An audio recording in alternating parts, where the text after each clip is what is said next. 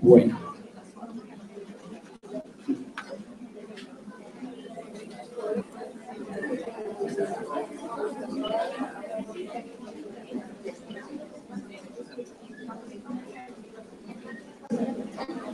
Y vamos en pagos catastróficos, ¿cierto?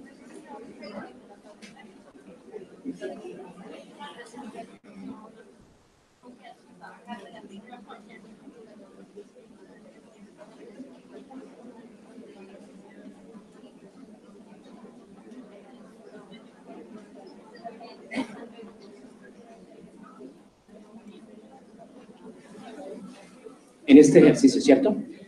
Pero antes de continuar, miremos los requisitos para no ser, ¿qué?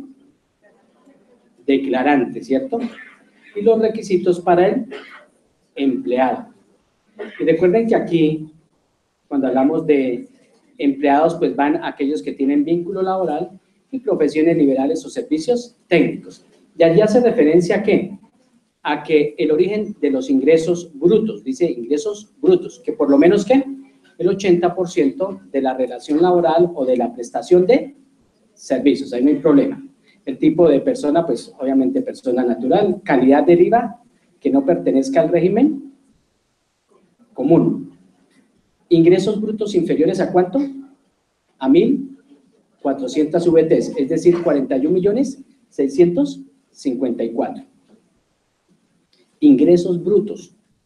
Ahora, si esta persona se gana un ingreso extraordinario, puede ser por una herencia, puede ser por una lotería, ¿yo debo sumarlos para establecer la obligación de declarar? En efecto, ¿cierto? Tengo que sumarlos. Pero para establecer el 80%, ¿sí lo tengo en cuenta o no lo tengo en cuenta? Ahí sí no lo tengo en cuenta. ¿Por qué?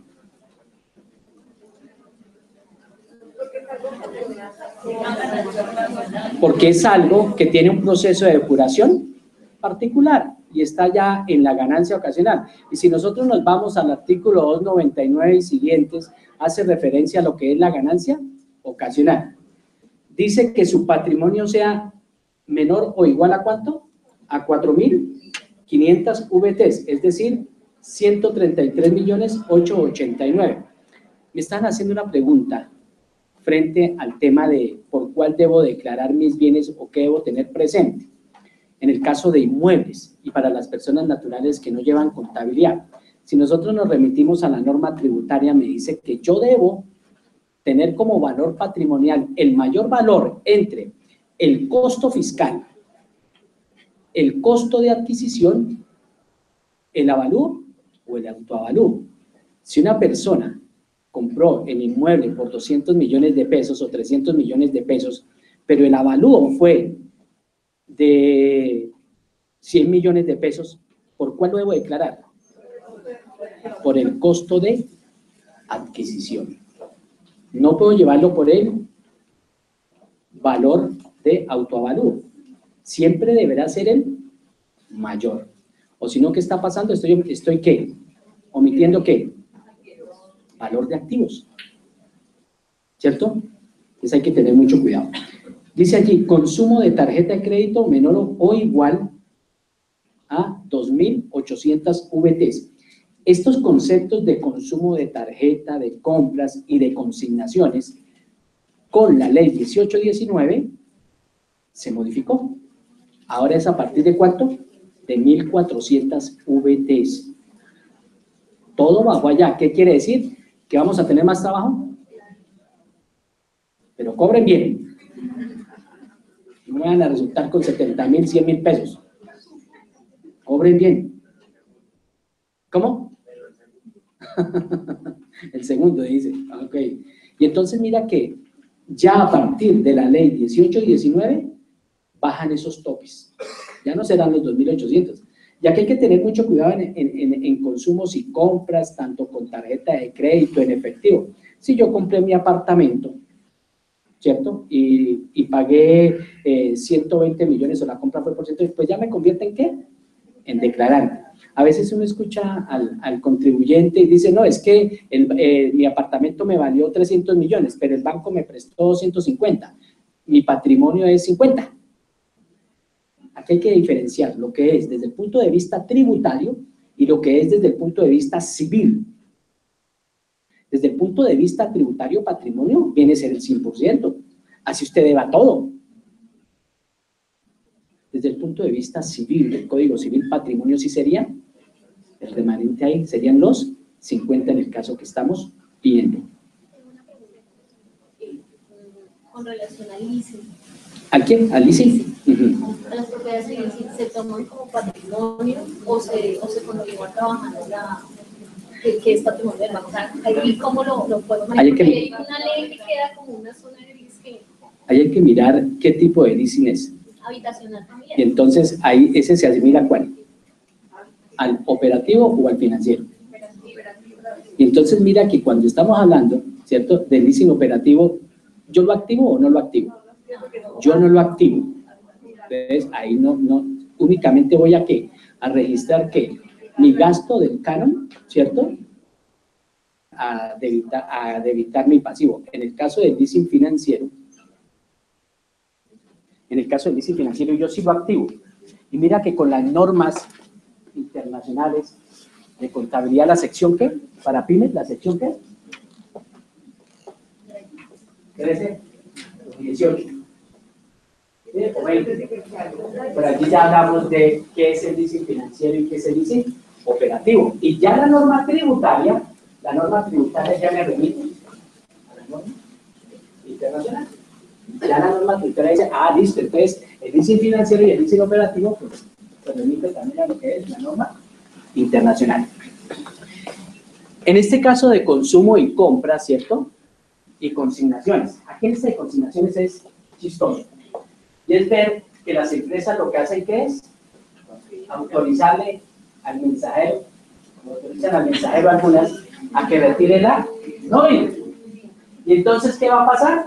Estamos volviendo al mensajero declarante del impuesto a la renta. Entonces la DIAN le envía el requerimiento y le dice, señor contribuyente, usted está obligado. Y el mensajero, ¿cómo así? Y llega el del contador, ¿cierto? Llega allá, oye, ¿cómo así? Mire que me llegó esto. Sí, ya ha pasado, ¿cierto? Y entonces ahí lo obligan a declarar, sí, tiene que declarar. ¿Por qué? Porque sus consignaciones superaron el número. Ahora, presenta su declaración. Sí, estuve en una charla con funcionarios de la DIAN frente a ese tema y me decían, no, pues, para efectos del valor patrimonial, lleve lo que verdaderamente es suyo. Y usted nos justifica que el resto era de la empresa. ¿Y cómo lo justificamos? Pues la nómina, ¿cierto? ¿Qué más? Una autorización por parte del empleador diciendo que esos dineros que se le consignaron era para esto y esto. Grave es cuando, ¿qué? Cuando yo presto mi cuenta bancaria, ¿para qué me consignen unos dineritos? Recuerden que hubo una época que habían unos queridos amigos, ¿cierto?, que les pagaban al muchacho, ¿cierto?, y le decían, venga, haga una cuentica, yo le doy tanto y tanto. Pues ahí empezaron a coger el resto de personas, porque allí empezaron a mirar que ese dinero tenía como carácter dudoso, ¿cierto? Entonces hay que tener mucho cuidado frente a las consignaciones. En compras, uno ve allí, cuando ustedes van a los almacenes de cadena, ¿cierto?, está uno pagando, y entonces está detrás la persona, y si uno no tiene esas tarjetitas de puntos, ¿será que cómo pasar mi tarjeta para acumular mis puntos? ¿No les ha pasado? ¿Cierto? Yo me atrevo, no es que sea un requisito, no es que sea, pero eso puede ser un cruce, pero en la ley no está. Pero puede ser, porque ¿cuántos puntos equivale una compra? Y le está facturando a esa persona, pero ¿cómo así? Si yo no hice esas compras. Qué pena, pero usted tendrá que. Ahora, justifíqueme, ¿no te encontrado Patojito allá que le escribió el favor? Difícil, ¿cierto? Entonces hay que estar muy atentos. Ahora, ¿quiénes compran más, las mujeres o los caballeros? ¿Las mujeres? ¿O les prestamos la tarjeta de crédito? ¿Pagamos la ¿Más bien? ¿O no? Somos querendones, ¿no? Las damas también, ¿cierto? Estamos en la tarjeta, ¿cierto? Bueno, continuemos entonces aquí. Voy a mirar esa parte.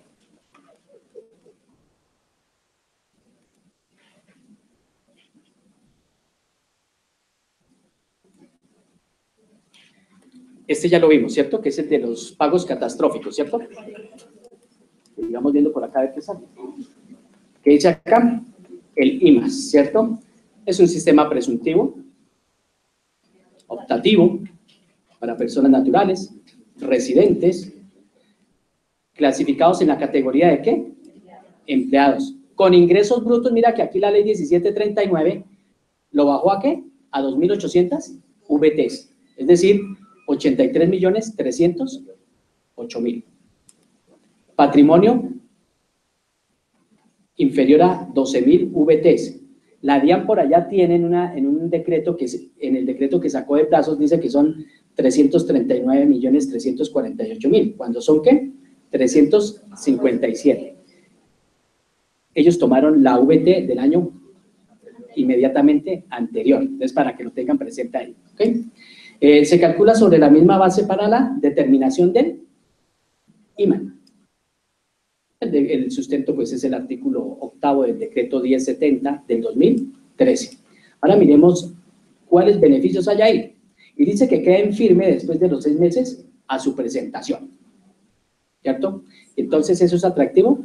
¿Recuerdan cuando estaban los beneficios de auditoría? Señor, es un problema. Entonces, allí, ya miramos y les comparto algo. Y mira lo que dice, les estaba preguntando ese beneficio de auditoría. ¿Se acuerdan del beneficio de auditoría que se creó por allá? ¿En qué año fue que se creó eso? Por allá. ¿Recuerda que era el 689, el artículo 689 y hablaba del beneficio de auditoría? Si lo recuerda, y que quedaba en firme en 6 meses, en un año, y así sucesivamente. Pues aquí retoman esta parte, ¿cierto? Y dice que queda en firme después de los 6 meses de su presentación. No está obligado a calcular la renta por el sistema ordinario e IMAN, ni a presentar declaración por renta ordinaria. Pero su presentación debe ser oportuna, es decir, dentro de las fechas establecidas por el gobierno nacional. Y lo mismo los pagos. Este sí me pone a pensar a mí, y dice que la DIAN o el gobierno no tenga prueba sumaria de falsedad. ¿En qué? En ingresos, aportes, seguridad social por la UGPP, pagos catastróficos, pérdidas, calamidad, u otros. ¿Y ese u otros qué es? Este es el momento que yo no sé cuál será ese u otros. ¿Cuál será? Pueden decir uno. Y que afecte, ¿qué? El ingreso y que afecte la depuración. ¿Y qué tal que por allá yo tenga pagos catastróficos y no me lleve los 7 sino los 40 y me digan, u otros es ese? ¿Cierto? Y empiezo a mirar. Ese u otros ha dejado siempre duda. Vi un concepto en la DIAN frente a este tema, era lo que les comentaba hace un momentico, que la declaración ya había cumplido los 6 meses, pero la DIAN encontró algo y le dijo, qué pena, perdió el beneficio. ¿Ustedes qué creen de eso?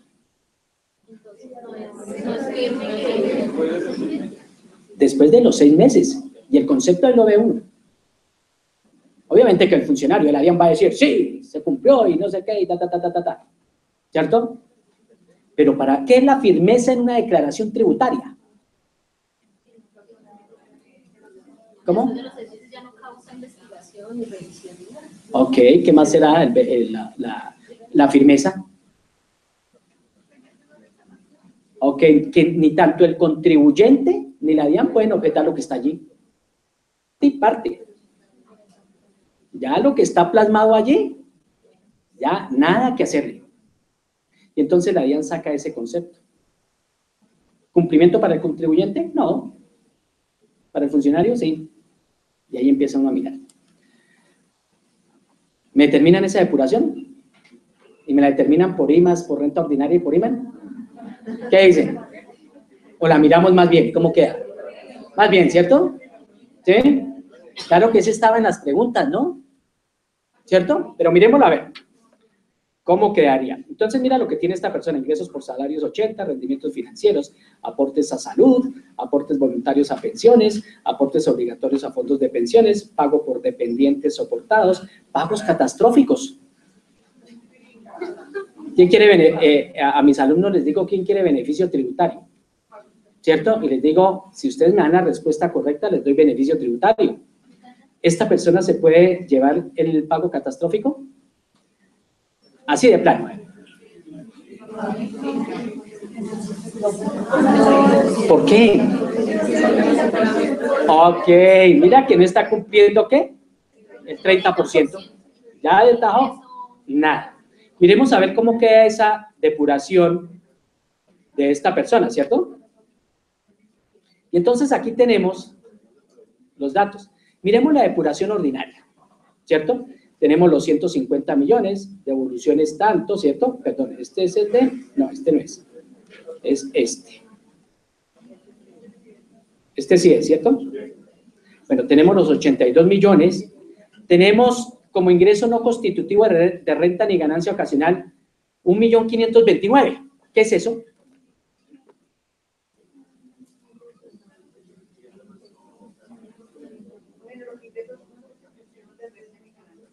Y ese 1.529.000 ¿a qué hará referencia?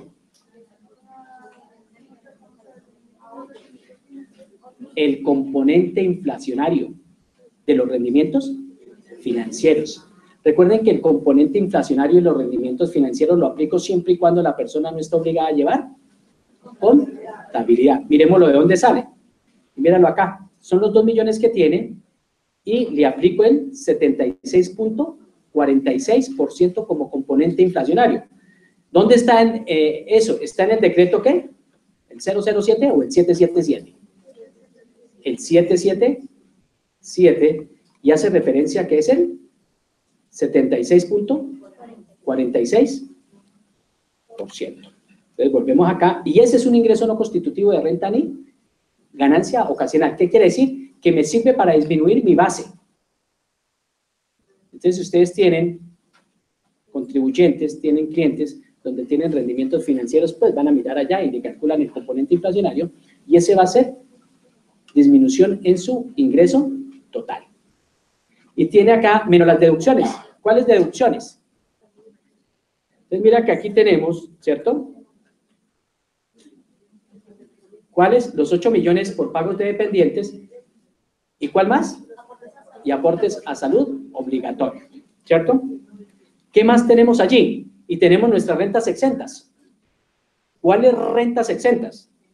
Miremoslas por acá. Y entonces por acá está aporte obligatorio a pensiones, aportes voluntarios, ¿cierto? Y tenemos acá, ¿cuál? El 25% que calculamos, ¿cierto? ¿Que ese 25% dónde sale? Pues de tomar esto, de restarle el pago a salud obligatoria, restarle aportes obligatorios a fondos de pensiones, aportes voluntarios a pensiones, pagos por dependientes soportados y base para aplicar el 25%. Y sumo todas esas rentas exentas y las llevo dentro de mi proceso de depuración, que me da 30. Esta persona, ya llevándolo a la liquidación privada, tiene que pagar 1.181.000 pesos por renta ordinaria. Vámonos para el IMAN. A ver, como es un empleado, categoría de empleado, pues vamos a mirar qué nos da en el IMAN. Y en el IMAN nos da pues el total de ingresos, los 82 millones, le restamos lo de seguridad social. Y dice que esta persona debe pagar 1.058. Como es empleado, ¿por cuál debe pagar? ¿Cuál debe tomar para efectos de su depuración? Ahí es la mayor. Entonces nos iríamos por renta, ¿qué? Ordinaria. ¿Miramos el IMAS? Miremos el IMAS, a ver qué pasó. ¿Sí puede optar por IMAS esta persona? ¿Cumple los requisitos para presentarla por IMAS? Sí. Sí, mira, está por debajo de los 83.308.000. Tiene 82, pero aquí le dice, ojo, vamos, ¿tiene que pagarme cuánto? 1.700.000. Ahí sí ya depende del contribuyente. ¿Y los contribuyentes qué dicen cuando se aumenta el impuesto? No, hermano, lo que me toca pagar y además lo suyo, ¿cierto? Entonces, ¿cómo voy a pagar? Y mira que ahorita con la ley 18 y 19, ahí sí mejor dicho, si se rieron ahorita, Pero cuando les digan a su cliente, yo me imagino que ustedes están diciéndole a su cliente, pilas porque usted tiene que estar haciendo ya planeación tributaria. Porque ya a partir del 1 de enero, todos los ingresos que usted obtuvo, toca clasificarlos en las 5 cédulas si el lugar ha hecho. Y hay que empezar a mirar allí qué pasa, ¿listo? Y entonces mira que esta persona pues ya es decisión de esa persona. Y también mirar ese u otros. A ver qué pasa, ¿cierto? Bueno, continuemos por acá entonces.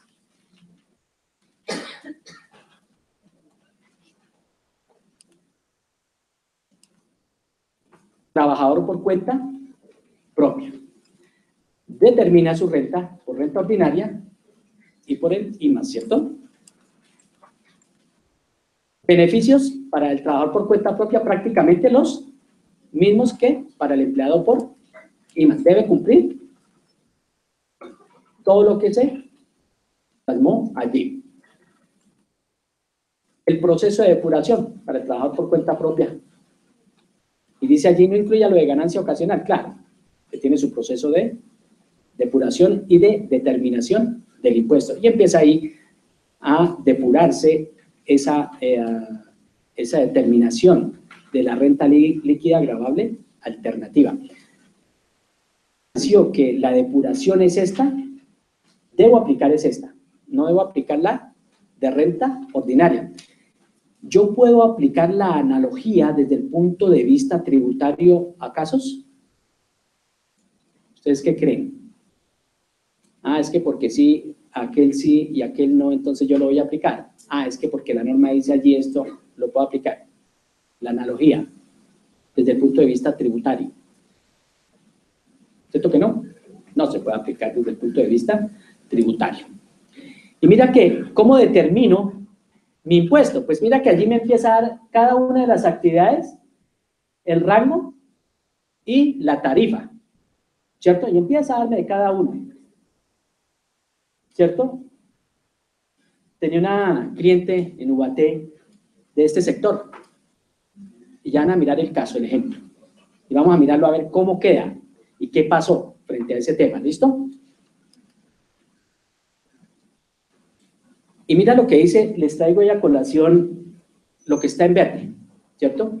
Y dice, para tales efectos, cuando la renta gravable alternativa sea inferior a los montos mínimos a partir de los cuales comienza cada rango, el valor a aplicar en la fórmula como renta gravable alternativa será el monto mínimo en VT previsto para cada actividad y por lo tanto no habrá impuesto, claro, porque si no le daría negativo, ¿cierto?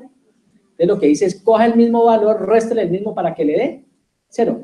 Quiere decir que me está permitiendo que si está por debajo de esa renta gravable alternativa, lo puedo hacer, ¿cierto? Miremos este ejemplo. ¿Lo hacen? ¿O lo miramos también?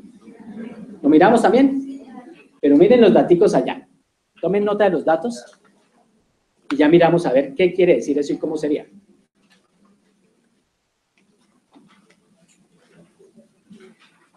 Y van a ver ahí cómo el Estado también, frente a este tema y a esta determinación, va perdiendo también. Y vamos a hacer el cálculo por renta ordinaria. ¿Y por cuál otra? ¿Para este caballero o para esta señora? Por el IMAS, ¿cierto? Ok. Miremoslo a ver cómo queda. Y debe estar acá. ¿Es este? Sí. Sí, ¿cierto? Entonces mira que por renta, ¿qué? Ordinaria, al hacer el proceso de depuración, pues hago y llevo todas las partidas que hacen referencia, ¿cierto? Mi ingreso, devoluciones, rebajas y descuento y aplico el artículo 26 del Estatuto Tributario. Esta persona por renta ordinaria va a pagar 7.321.000. ¿Qué pasa con el IMAS? Si cumple todos los requisitos, mira lo que pasa. Tiene los 150 devoluciones, tiene la seguridad de ella, ¿cierto? Y este es el valor a pagar. ¿Puede acogerse a eso? Sí. Si usted lleva todo bien, si usted lleva todo como dice la norma, pues lo puede hacer, ¿sí? si todo está acorde con la legislación tributaria, con la legislación comercial, pues mira lo que está pasando. Ahí es donde les comentaba hace unos momentos que la DIAN también, el Estado se metió en autogol. Porque muchas personas que se cogen el IMAS, pues por allá lo están haciendo, ¿ok? ¿Listos?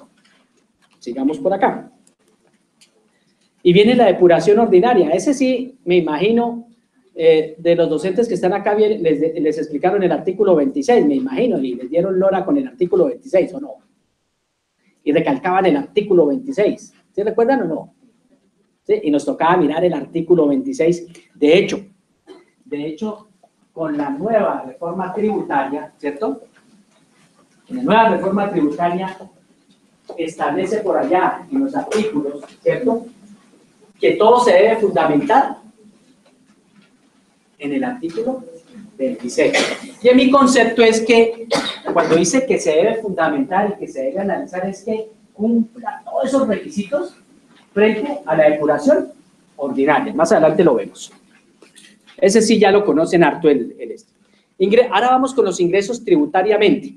Ingreso tributariamente. Y me dice por allá que desde el punto de vista tributario, el ingreso, ¿qué es? Aquel que sea susceptible de producir un incremento neto en el patrimonio, que se realice en el periodo gravable, que no haya sido exceptuado, ¿cierto? Y ahí empieza. ¿Y dónde está eso?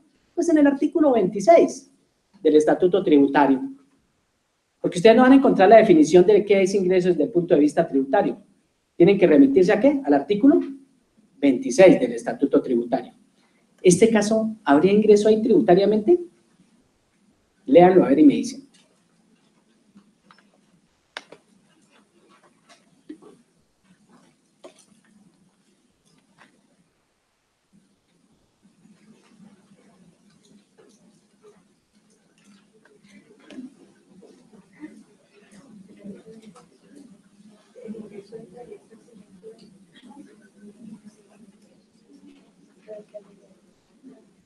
¿Qué opinan? Y se puede dar el caso, ¿cierto?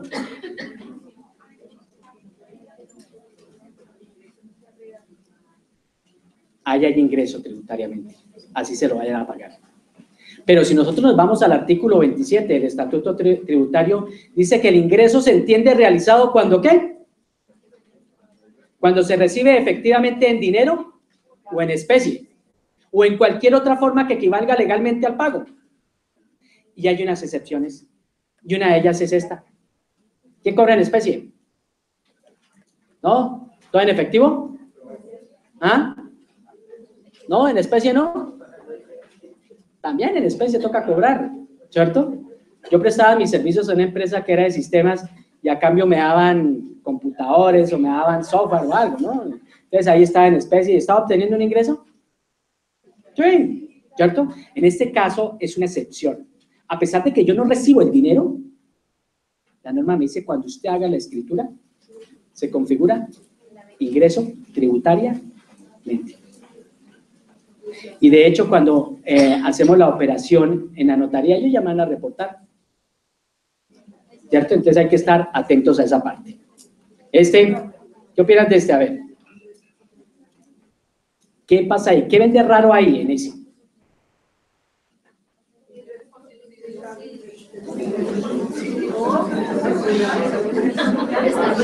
¿Ah?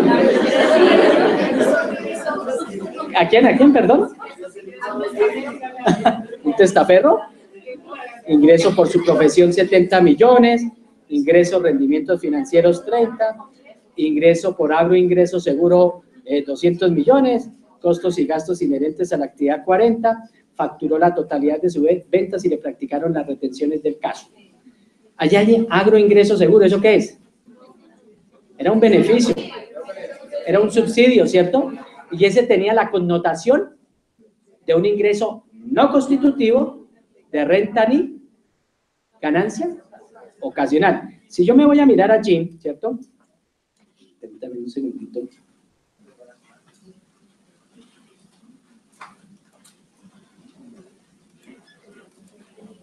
Es este, sí, ¿no? Mira que yo cojo mi ingreso total, ¿cierto? Le resto el componente inflacionario, resto también el agroingreso, ¿qué? ¿Seguro? ¿Segurito o no segurito? ¿Ah? Y lo disminuyo, ¿cierto? ¿Y obtengo qué? Mi renta líquida. Claro que agroingreso seguro vimos allá reinas también poderosas en el, ¿cierto? En el cultivo, en el regadío y toda esta cuestión, ¿cierto? Y nuestros políticos, nuestros padres de la patria también fueron beneficiados, ¿cierto?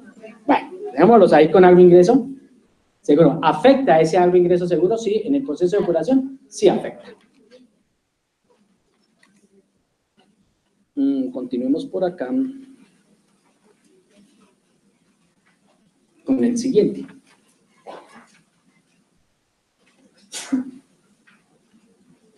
Este otro. Perdón, aquí ya no hay más ingreso.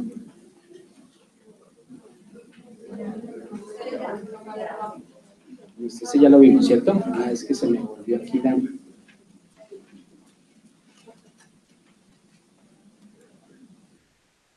Este ya, ¿cierto? Este, ¿qué opinan ahí?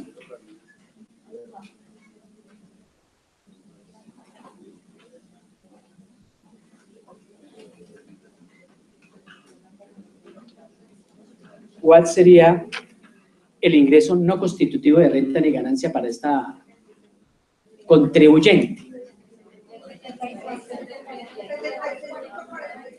76.46. ¿Seguro? ¿Quieren beneficio tributario o no?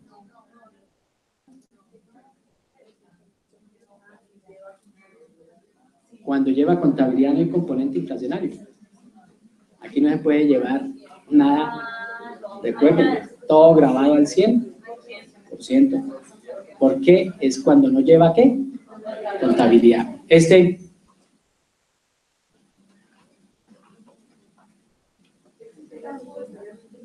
¿Hay ingreso tributariamente? ¿No? ¿Por qué? Porque no lo ha recibido esa persona efectivamente. Ahora, para hacer uso de este se requiere una serie de ¿qué? De requisitos. ¿Cuáles? ¿Para qué es? ¿Yo cuándo puedo retirar mis cesantías? Ay, entonces mira que hay una serie. Entonces aquí ese análisis se hace digamos desde el punto de vista de utilización, ¿cierto? De ese dinero.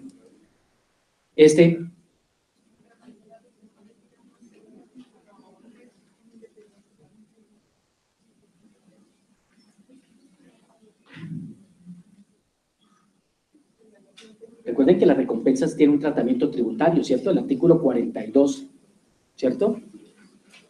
Habla sobre ese tema, ¿cierto? ¿Se recuerdan por allá o no? ¿No recuerdan por allá cuando un caballero Rojas, creo que era, al margen de la ley, le quitó la mano a un guerrillero y se ganó una recompensa? Y que se ganó como 700 o 500 millones de pesos. Y todo eso se iba así, retención, y iba como ingreso no constitutivo de renta ni ganancia ocasional. Y acá en este caso, ¿se puede llevar todo como ingreso no constitutivo? ¿Ustedes qué opinan? Ese valor de los de la recompensa. ¿Qué creen ustedes? ¿Sí? No. ¿Por qué no? Porque debe ser entregado ese dinero o ese recurso por una entidad estatal, la policía, el ejército, la civil. ¿A quién se lo entregó? A Acerías Paz del Río. Y Acerías Paz del Río es una entidad que va, ¿cierto? Entonces aquí todo iría grabado al 100%. Costo tributariamente, ¿cierto? Y entonces, pues, para mirar cuáles son los requisitos, pues tenemos que remitirnos ¿a qué? Al artículo 107 del Estatuto Tributario, que tanto los requisitos que están allí plasmados son tanto para costos como para deducciones. Y habla por allá que las expensas, ¿qué? Necesarias para producir la renta. Y entonces mira que habla de realización. ¿Realización qué? Dentro del periodo gravable. Y recuerden que los costos y las deducciones para una persona que no lleva contabilidad se entienden realizados cuando yo los pago, efectivamente. ¿cierto? De anualidad, pues el periodo gravable. Proporcionalidad. Si yo me voy para el artículo 107, allá están ¿qué? Los requisitos de fondo. ¿Cuáles? Necesidad, proporcionalidad y causalidad. Debe cumplirse eso para que el costo o la deducción sean viables. Que no esté limitado. ¿Cuáles costos y deducciones están limitados? ¿Quién me dice uno?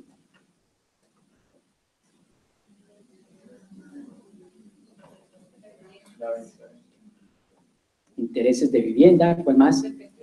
Dependientes, ¿cuál más? Gravamen a los movimientos financieros, ¿cuál más? AFC. Entonces mira que debemos conservar esas limitantes. Los soportes. Claro, yo debo tener los soportes. ¿Nuestras personas naturales sí son ordenaditas? ¿O nos toca adivinar? Nos toca adivinar, ¿cierto? Y empezar a mirar. Pero hay que enseñarles la cultura de que deben ser ordenados, y más ahorita les toca más, por las 5 cédulas, ya les toca más, porque tienen que decir, estos costos y gastos, ingresos, fueron por tal cédula, esto por esto, y empezar a ordenar. Vamos a mirar a ver cómo nos va, ¿cierto? O sea, que nos toca cobrar más. ¿Sí? ¿Ah? Vale. Este caso, ¿qué pasaría? La señora Durán, profesional independiente, obtiene ingresos como odontóloga por valor de 70 millones, obtiene ingresos por un premio otorgado en España en un evento deportivo avalado por Coldeportes por valor de 20 millones, incurrió en costos por compra de materiales por valor de 18 millones, los gastos por arrendamientos del consultorio durante el año fueron por valor de 22. Estos costos y gastos están soportados como establece la ley. No lleva contabilidad ni facturó la totalidad de sus ventas. Se pide determinar cuál es la renta ordinaria de esta contribuyente. ¿Qué viene a nuestra mente para hacer ese cálculo? ¿Qué normatividad?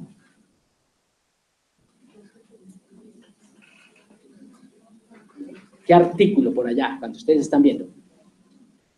El artículo 87 del Estatuto Tributario. ¿Recuerdan que habla de qué? De unas limitantes del 50, del 90, pero que si tal cosa, entonces se puede llevar todo. Miremos cómo quedaría la depuración de esta persona, ¿listo?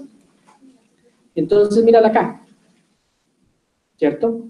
Esta persona, por no facturar la totalidad de sus ventas y que no le hubieran practicado la retención en la fuente, únicamente se puede llevar hasta el 50% del ingreso propio. ¿Cuál fue el ingreso propio de esta persona? Los 70. ¿Cuánto le da el 50%? 35. ¿Quiere decir que los costos y deducciones no podrán exceder?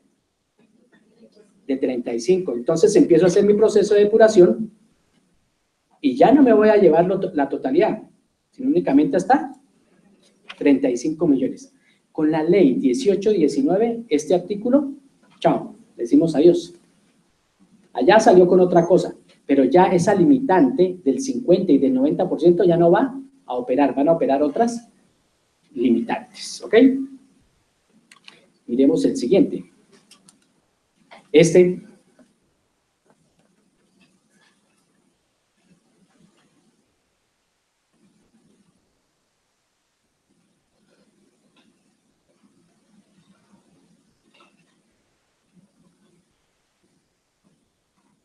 entonces mira que allí tenemos ¿qué? Allí sí tenemos una recompensa entregada ¿por quién? El Ejército Nacional. ¿Ese sí sería qué? Un ingreso no constitutivo de renta ni ganancia ocasional. ¿Cómo quedaría? Miremoslo por aquí a ver si está. Es este, ¿cierto? Si es este, sí. Pero mira que está limitado también al 50%. Entonces aquí tenemos el resultado, 45, pero se puede llevar el componente inflacionario, míralo, y además se puede llevar la recompensa como ingreso no constitutivo de renta ni ganancia ocasional, pero limitada al 50%. Pilas que la DIAN hace esos cálculos, la DIAN empieza a mirar, y más en los profesionales, y mira ese porcentaje del 50%, y aquellos que excedan entran al programa de aquellos contribuyentes que exceden sus costos y sus deducciones. Sigamos por acá. Las deducciones, mira que las deducciones son los mismos requisitos ¿de qué? De los costos, ¿cierto? Exactamente lo mismo. ¿Qué pasaría ahí con este caso? Mire.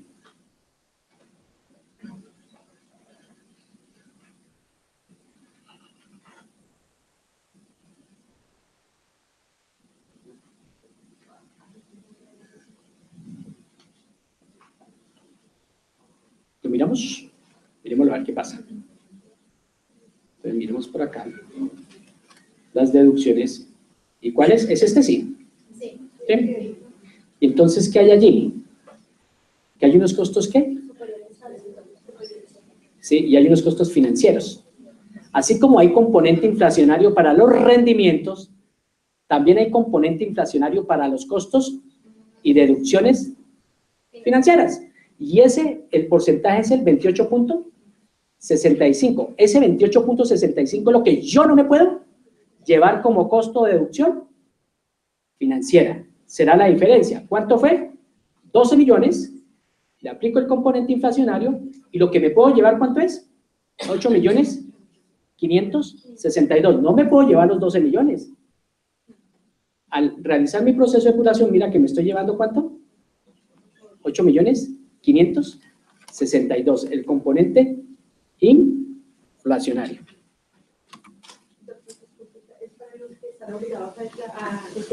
Los que no están obligados a llevar contabilidad. Componente inflacionario, ¿quién lo aplica? Los que no están obligados a llevar contabilidad. ¿Ok? ¿Cómo quedaría?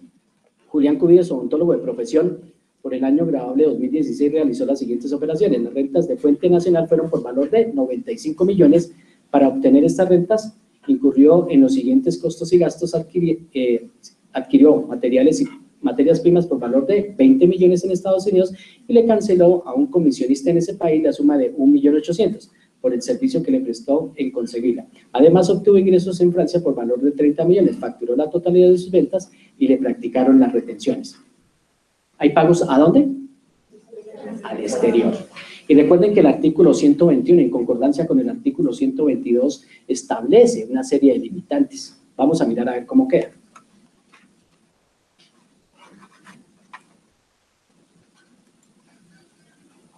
¿Cuál es este? Creo que es este. Sí, es este, ¿cierto? Aquí tenemos los datos.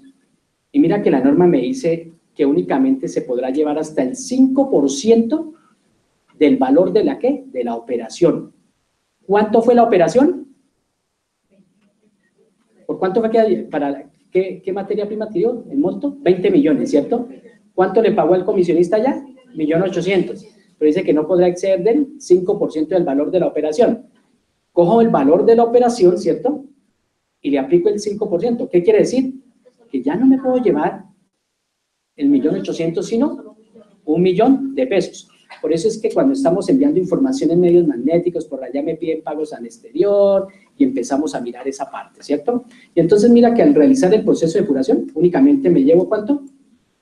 1.000.000 de pesos. No me puedo llevar el 1.800.000. Sigamos.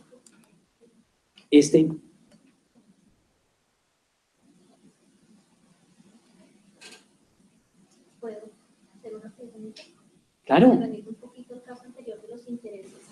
Las personas que no están obligadas a llevar contabilidad, cuando uno hace la declaración de renta y uno coloca los intereses por vivienda, por pago de vivienda. ¿De vivienda? Sí.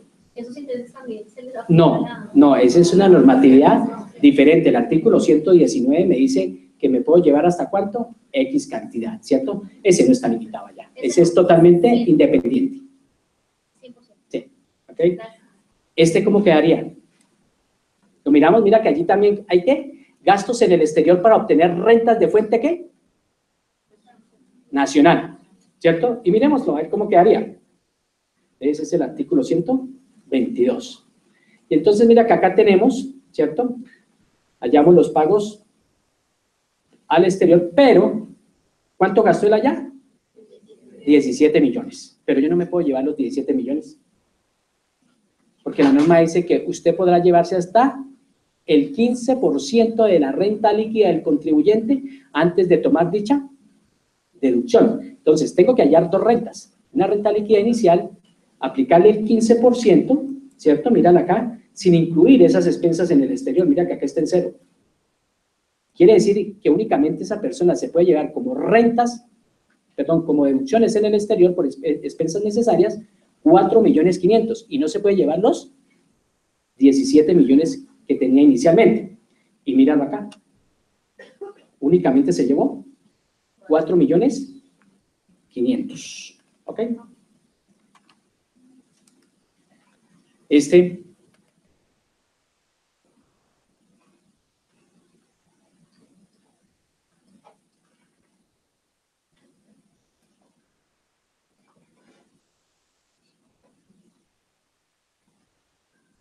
¿La donación es una expensa necesaria para producir la renta?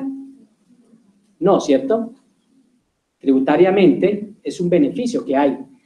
Y esos son los que yo voy a limitar en las nuevas cédulas. Ya lo van a ver. Miremos cómo quedaría este ejercicio, que es este, ¿cierto?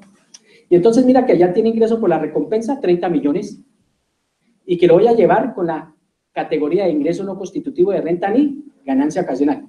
El componente inflacionario lo llevo también allá, para un total de 33.058.000 pesos. La donación me la puedo llevar al 100%. ¿Por qué? Porque esa, ¿a quién se la hice? Ok, perfecto. Y al realizar mi proceso de depuración, pues ya me la llevo allí. ¿Ok? Sigamos por acá. Y aquí está lo que ustedes están esperando, ¿cierto? Me imagino yo. Lo que acabamos de ver es para las declaraciones, vigencia 2016. A partir del 1 de enero del 2017, ya vamos a aplicar lo que dice la ley 18. Quiere decir que si vamos a prestar un servicio con calidad, ya tenemos que asesorar a nuestros clientes y decirle, hermanito, usted tiene tantos apartamentos, además tiene rentas de trabajo, tiene otras rentas que no son laborales, en fin, tiene rentas de dividendos y participaciones. Entonces aquí ya nos toca empezar a mirar, ¿listo? Y entonces mira que la norma me dice, ¿qué características hay allí? Elimina ¿qué? Las categorías de empleado trabajador por cuenta propia. Pues obviamente si desaparecen ellos, pues esto también. Aplica a partir del 1 de enero de 2017. Y mira que la norma nos remite al artículo 26 del Estatuto Tributario. Nuevamente les digo que hace referencia a todo lo que es ingreso, a todo lo que es costo, a todo lo que es deducción y a rentas etcétera. Y entonces me determinan las células. Y entonces la primera es rentas de trabajo. Pensiones la segunda. Rentas de capital. Rentas no laborales. Y dividendos y participaciones. Eso es lo que tenemos que tener presente 2017. Que se presenta en el 2018. Yo les hago una pregunta. ¿Quién ya está haciendo planeación tributaria? Yo te empiezo a mirar, ¿no? Y mucho menos el cliente, ¿no? Por ahí escuchó algo. Pero fíjate que empiece a que tiene que meterse la mano aquí para pagar cada uno, por eso cada uno de los conceptos empieza a mirar. Miremos cómo están compuestas las rentas de trabajo, ¿cierto? Y las rentas, miren que recalco que es el artículo 26 del Estatuto Tributario. Rentas de trabajo. ¿Qué tenemos allí? Salarios, comisiones, ¿cierto? Prestaciones sociales, viáticos, gastos de representación, honorarios, y le tengo un asterisco allá. ¿Por qué? Porque la norma establece que si la persona que está prestando sus servicios profesionales, ¿cierto?, ocupa 2 personas o más y por un periodo no inferior a 90 días, esa persona no pertenece a esta célula, sino pasa a otras no laborales. Eso hay que tenerlo muy presente. Y mira que acá me empieza a decir cómo se conforma esa célula, ¿de qué conceptos? Ahora miremos acá pensiones. Pensiones de jubilación, y me empieza a nombrar todo lo que hace referencia ¿a qué? A las pensiones, ¿cierto?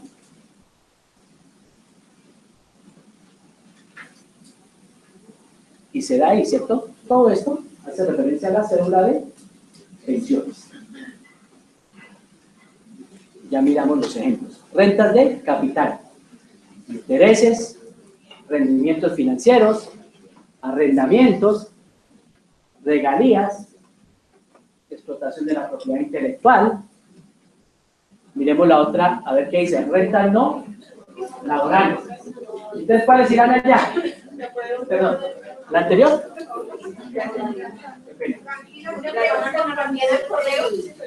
Sí, yo le entrego el material a la doctora. Yo se le entrego a la doctora el material.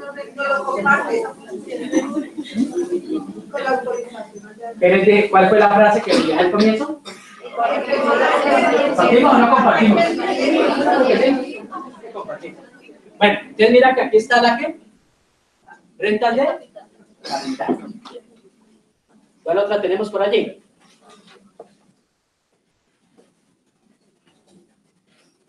Rentas no laborales.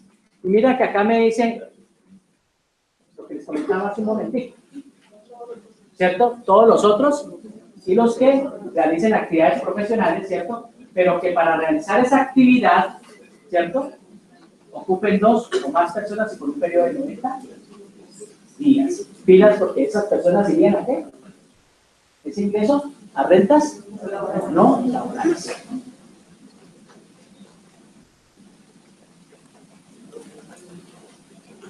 Dividendos y participación. Ese sí fue una discusión que se presentó allá, ¿cierto? Y que si grababan a las empresas nacionales, que si no la grababan. Pues, ¿qué pasó? ¿Qué grabaron? A las personas naturales. ¿Y exigencia de qué también? La OCDE. Hay que subir el impuesto a las personas naturales. Y vienen más impuestos para las personas naturales. Obviamente que esto va a generar, va a tener un efecto de las personas que tienen inversión en sociedades. ¿Cierto? Y me dice que esto de distribución, mira, aquí eran los socios, partícipes, comuneros, accionistas, etcétera, ¿cierto? Todo eso que se reparta, ¿cierto? Excepto la disminución de capital y la prima en colocación de acciones. Esa sí va diferente. ¿Qué más dice por allá? Obviamente que retomamos el artículo 26 del Estatuto Tributario. ¿Qué aspectos a tener presente? La depuración se hará por cada cédula, es decir, cada ingreso debe clasificarse por cada una de las cédulas y cada una de ellas debe tener asociado su costo, su gasto, su deducción, su ingreso no constitutivo de renta ni ganancia ocasional y su renta, etc. Yo no puedo ir y mezclar y decir, venga, que este es de renta no laboral, yo me la paso para allá, esta es renta de trabajo. No, señores. Cada una independiente. ¿Qué hacíamos actualmente? Todo en una bolsita. Al artículo 26, bueno, con el IMA y con el IMA. Y ahí determinábamos nuestra depuración. Ahorita si no, tengo que mirar y asociar cada costo y cada deducción. Y por eso es que nos remite al artículo 26. Si uno empieza a mirar la ley 1819, hombre, allá hace referencia al capítulo ¿de qué? Del libro primero. Y hace referencia al artículo 26 del Estatuto Tributario. Y mira, ahí están los aspectos. No puede ser simultánea los ingresos y costos de deducciones y gastos en rentas, exentas e ingresos no grabados entre cédulas. Las pérdidas sufridas en una cédula únicamente se compensarán con aquellas de la misma naturaleza.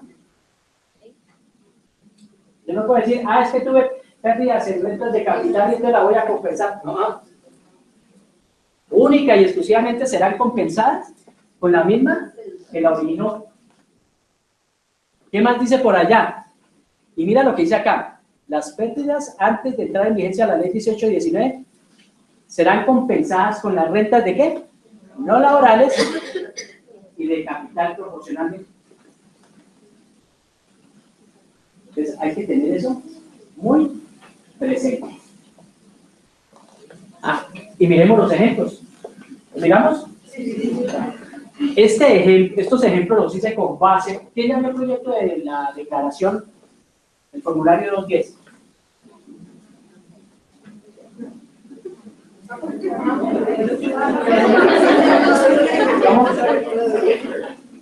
¿Dónde está la cédula? ¿Ya cómo sale? ¿Lo miramos? Sí. Ah, bueno. Entonces sí. Bueno, empezamos a mirar. Entonces vamos a ver los ejemplos por cada una de las. ¿Listo?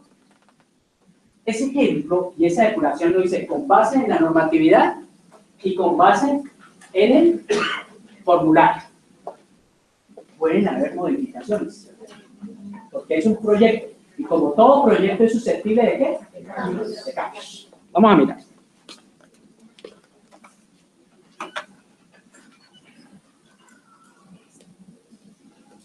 Bueno, y aquí empezamos. Rentas de trabajo. Y entonces mira que aquí me trae a colación, ¿cierto? Ahí se alcanza a ver, me dicen, ¿atrás ven bien? Lo puedo minimizar un poquitico para que veamos todo el efecto. Ahí. Bueno. Y entonces mira que allá me hace referencia a ¿qué? Cada uno de los renglones. Y así viene el proyecto del formulario.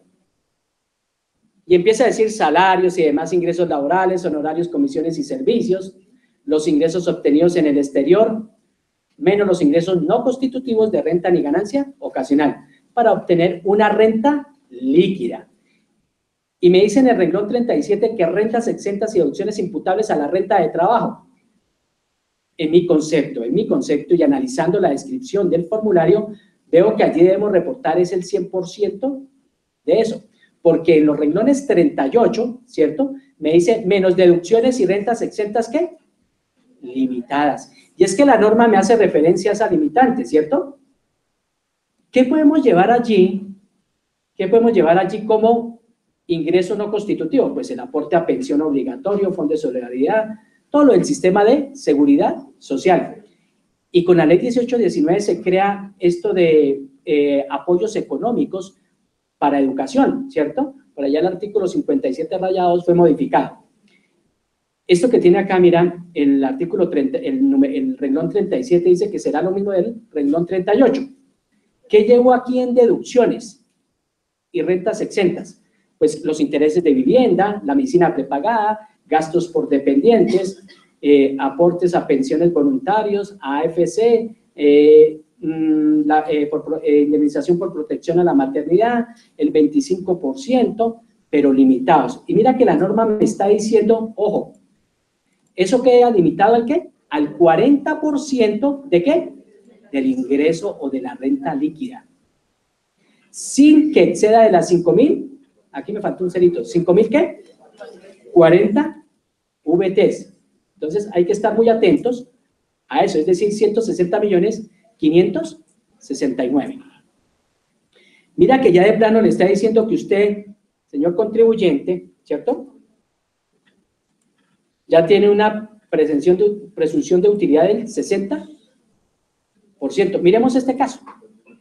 Entonces, mira esa persona que tiene un ingreso de la relación laboral de 85, ¿cierto? Tiene unos ingresos no constitutivos de 7.650.000 por concepto de pensiones obligatorias, salud obligatoria.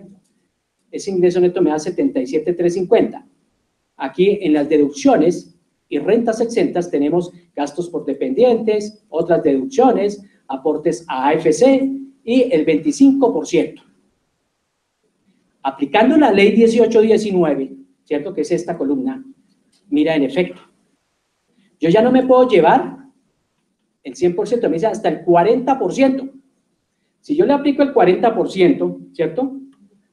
A esa renta líquida me dice que únicamente me puedo llevar como costos o deducciones 30 millones de pesos. Es decir, ya no me puedo llevar los 38, sino 30 millones.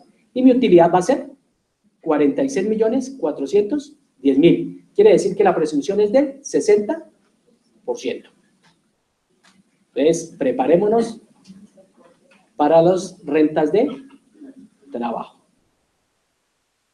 Pensiones. Las rentas de pensiones.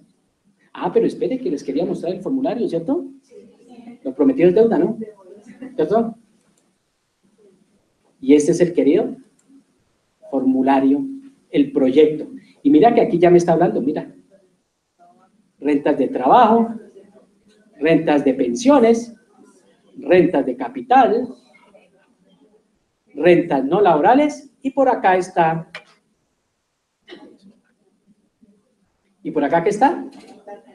Las rentas de dividendos y participaciones. Eso se le envía, ¿listo? Allá a su correo. Bueno, entonces miremos rentas de pensiones, ¿cierto? Y entonces allí me habla.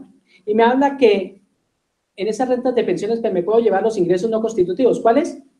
Aportes obligatorios a salud. Y recuerden que la renta exenta, según el artículo 206 del Estatuto Tributario, por allá habla de que las que no excedan de 1000 VTs mensuales me la puedo llevar como renta exenta.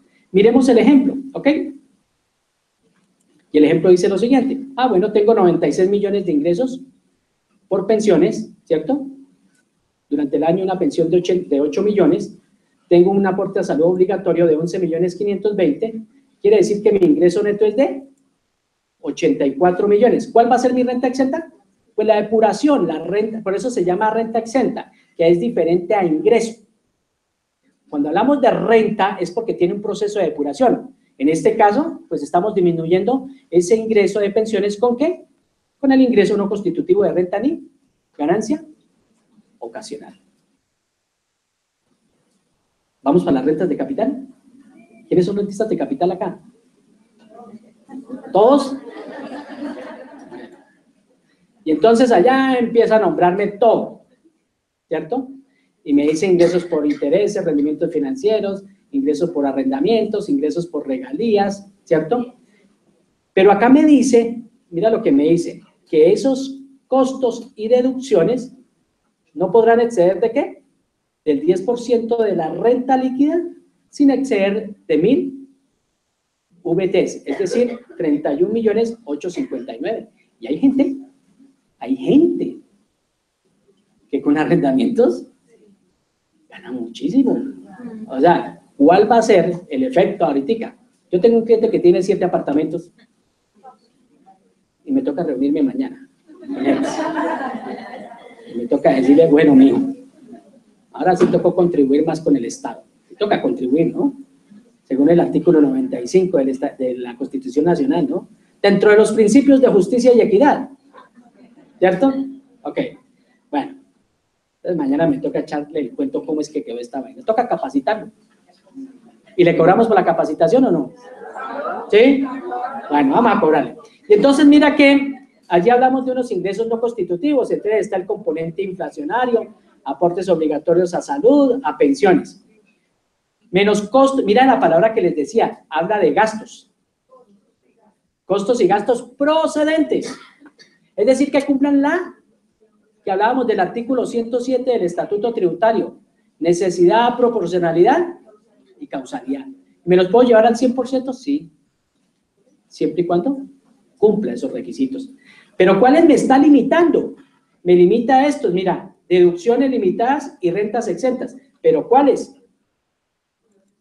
Estos, por ejemplo, intereses de vivienda, gravamen a los movimientos financieros, aportes a pensiones y a AFC, es decir, aquellas rentas exentas y aquellas deducciones especiales.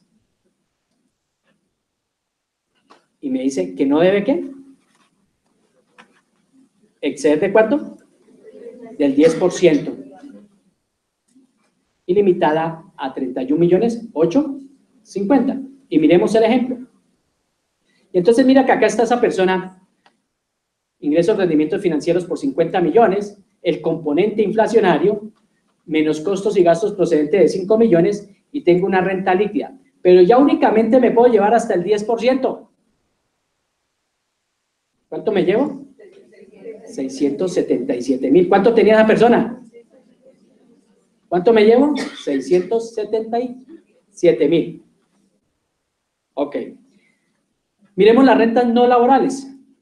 Ya se nos está acabando el tiempo. Pero van a tener este archivito, ¿cierto, mi doctora? Lo más importante es invitarlos, antes de que vayan a invitarlos para el 9 de noviembre, vamos a tener una profundización sobre las preguntas. Bueno, entonces, para todos ustedes, mi nombre es Caterina Guevara, yo soy la persona encargada de la parte de egresados, es decir, quien los he acompañado a ustedes en el proceso de convocatoria para este evento. Espero que pues, les haya gustado esta breve charla, muy breve, pero pues con mucho cariño. Y pues la idea es replicar y pues profundizar más este tema que yo sé que es álgido para todos nosotros. Entonces, pues la idea es saber si para el 9 de noviembre podemos realizar la ampliación de este, sería taller de células.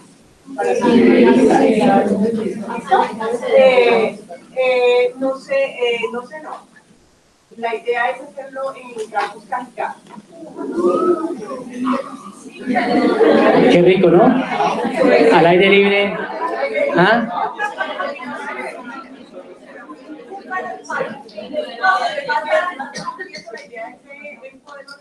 Y bueno, muchísimas gracias por esta masividad, por este acompañamiento. Esta es su casa, este es su programa. Una pregunta para enviarnos este archivo, es al correo que escribimos cuando hicimos la suscripción. No se van replicando a esos correos. Sí.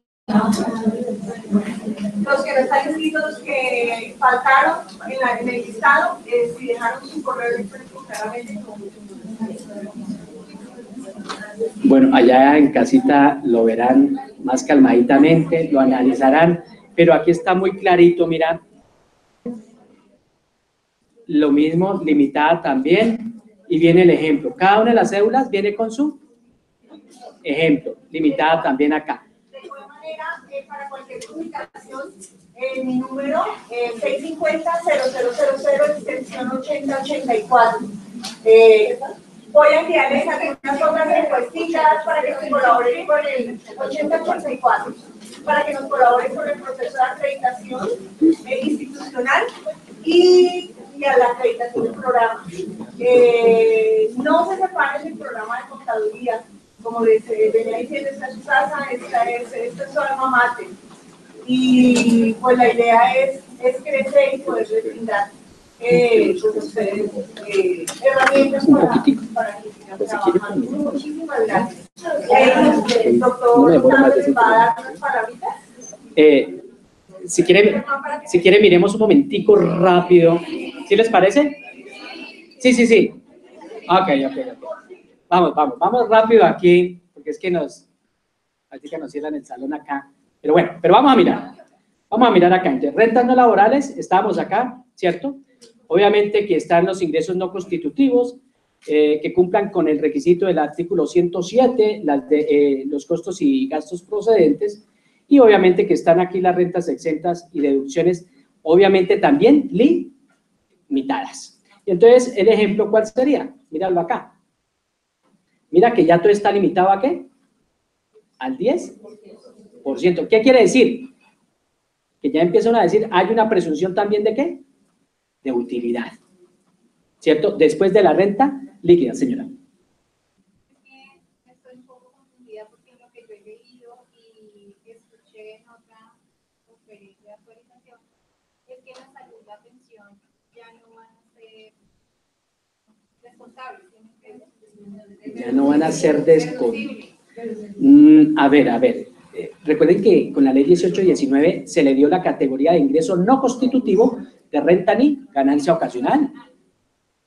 Y no me la pueden objetar. La ley dice ahí que serán un ingreso no constitutivo y los ingresos no constitutivos no están limitados. Si tú los miras allá, no están limitados. ¿Cierto?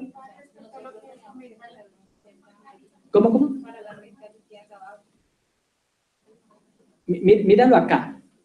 No laborales, rentas no laborales. Ahora, la pregunta es, dentro de esas rentas no laborales, ¿qué se llevaría? Mira lo que estaba acá.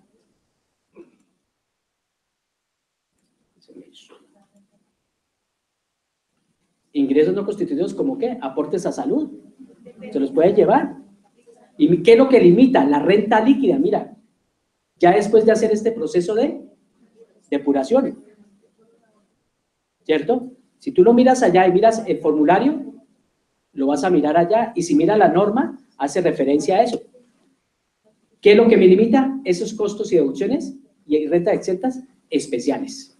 Disculpa que te pongo un paréntesis respecto a lo que dice la compañera. Tengo el caso de un cliente que tuvo que pagar a la UGPP aportes salud y pensión de años anteriores. En este caso, ¿todo se llevaría al 100%? Mira aquí algo. Si no pagó fue porque fue desjuiciado y no mostró su denuncio rentístico como debería haber sido. Ahora, aquí es grave, porque es que es de años pasados, que no tienen relación ¿de qué? De causalidad. No está cumpliendo con el artículo 107 del Estatuto Tributario. ¿Ok? Miremos acá. Ahora, hay una especie de sanción allí. Y la de dividendos. Dividendos, allí sí, la norma. ¿Alguien ha decretado dividendos? ¿Ha repartido dividendos? No se va a repartir. ¿Se analizaron en el tema? Bueno, este es un poquito complejo y dispendioso. Se los voy a mostrar así por encimita y ustedes lo analizan después. ¿Listo? Recuerden que para repartir dividendos y participaciones tengo que aplicar lo que dice el artículo 48 y 49. La reforma tributaria modificó el numeral 3 del artículo 49. Cuando nosotros estábamos haciendo el cálculo de esas utilidades, una parte me decía, esta parte es grabada y esta otra parte no es grabada. Resulta que con la ley 1819, esa parte no grabada quedó con tarifa del 5 y del 10%. Y lo grabado quedó a una tarifa del 35%. Pues les agradezco mucho que hayan participado en este evento que hace la universidad, y así es que crecemos profesionalmente. Le agradezco a la doctora Caterine, le agradezco al doctor también por la invitación que me hicieron, y que tengan una feliz noche y que sigan estudiando la ley 1819.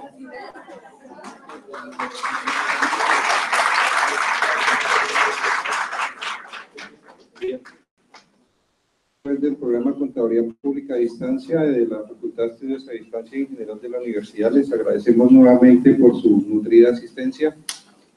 Los invitamos a que continúen vinculados a su casa. Estamos proyectando una serie de actividades, como les decíamos, también con miras a lograr nuestra acreditación. Y pues también para brindarles mayores espacios de participación.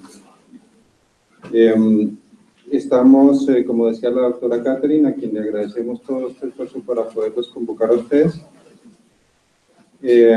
Estamos proyectando la realización de una segunda sesión hacia el mes de noviembre.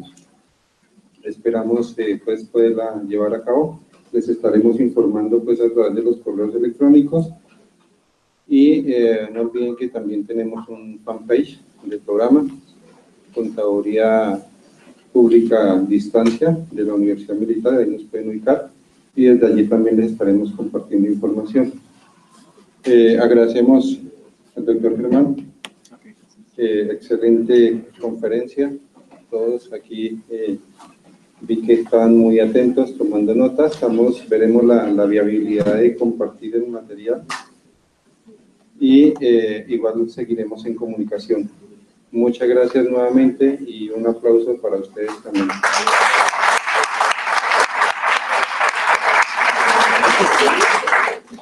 Una feliz noche. Gracias.